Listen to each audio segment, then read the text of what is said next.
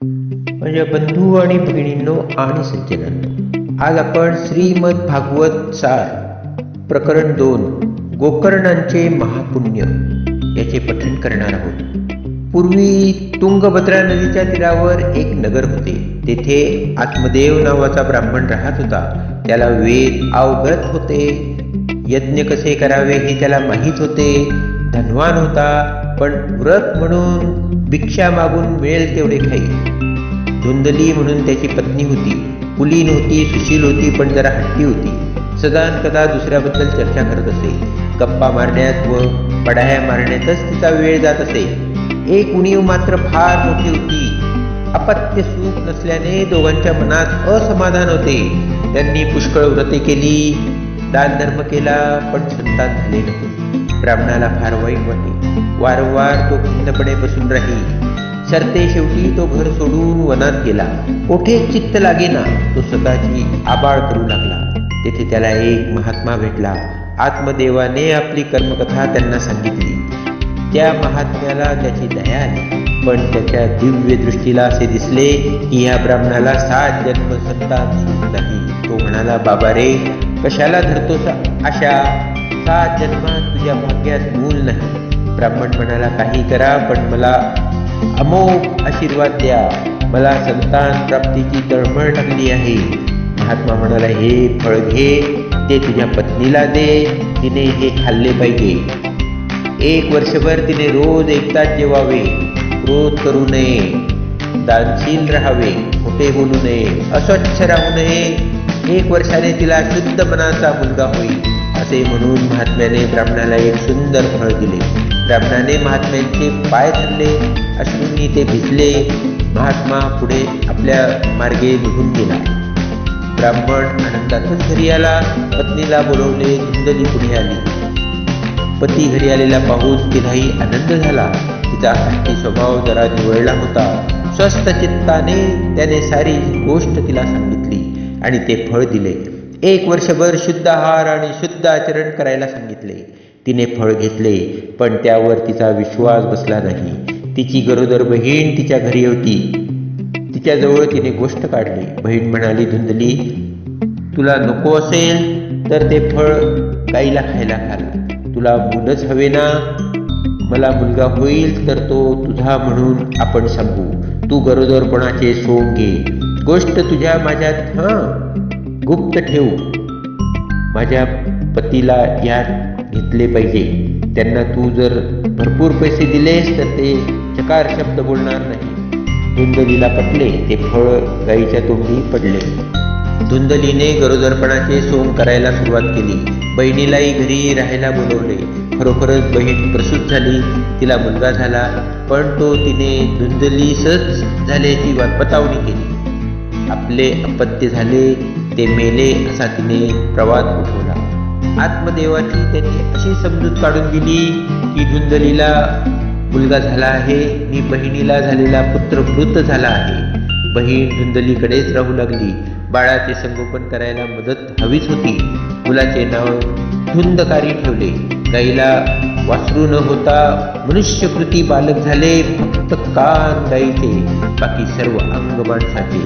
आत्मदेवाला मोठे नवल वाटले. ह्या अपत्याचे ब्राह्मणासारखे बाल्यसंस्कार त्याने मोठ्या आस्थेने केले. त्याचे नाव गोकर्ण ठेवले. गोकर्ण अल्पावयातच विद्वान व धार्मिक म्हणून प्रसिद्धी पावला. धुंदकारी दुष्ट होता. व्यसनात त्याने सारे काही घालविले होते. आत्मदेव भिकारी झाला. आत्मदेवाला त्या दुःखाच्या वेळी गोकर्णाने उपदेश केला. तो म्हणाला, बाबा, संसार असार आहे. मनात जा. मन परमेश्वराकडे लावा. हरिस्मरण करा. क्षणही फुकट घालवू नका. मी व माझे असे काहीच म्हणू नका. भक्तीत स्वतःचा विसर पडू द्या.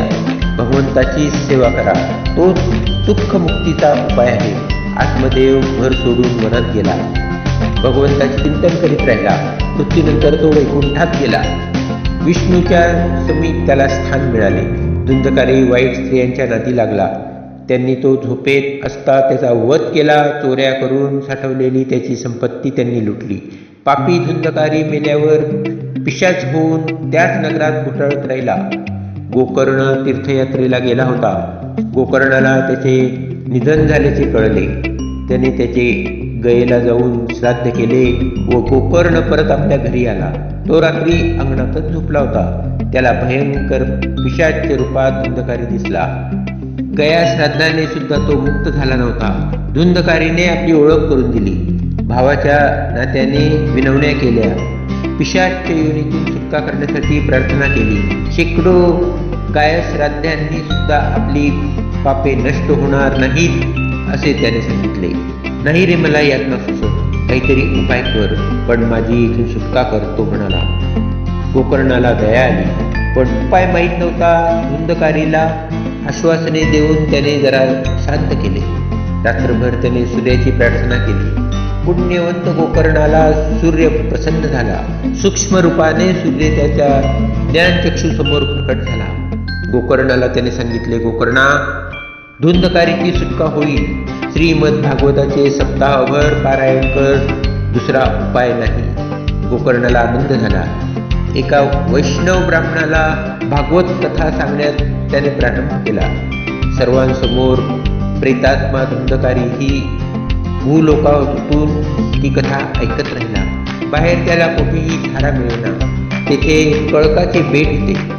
7 पेरे असलेल्या कळकात तो शिरला. कथेचे शब्द कळकावर आपटत राहिले. पहिल्याच दिवशी कटकाचे बेर फुटून चिरफळ्या झाल्या. काड काड आवाज झाला. गोकर्णाला खरा प्रकार कळून लागला. 7 दिवसात तो कळक पुरता फुटून लाकडे खाली पडले. धुंदकारीचे स्वरूप दिव्य झाले. सर्वांना आश्चर्य वाटले. गोकर्णाला त्याने मनपूर्वक वंदन केले. मोक्ष दिल्याबद्दल त्याचे आभार मानले. पार्षदांसह एक विमान तेथे आले. सर्वांच्या देखत तो त्यात आरूढ होऊन स्वर्गमार्गाने निघाला. गोकर्ण पार्षदास म्हणाला, इतर श्रोते सोडून यालाच का नेता?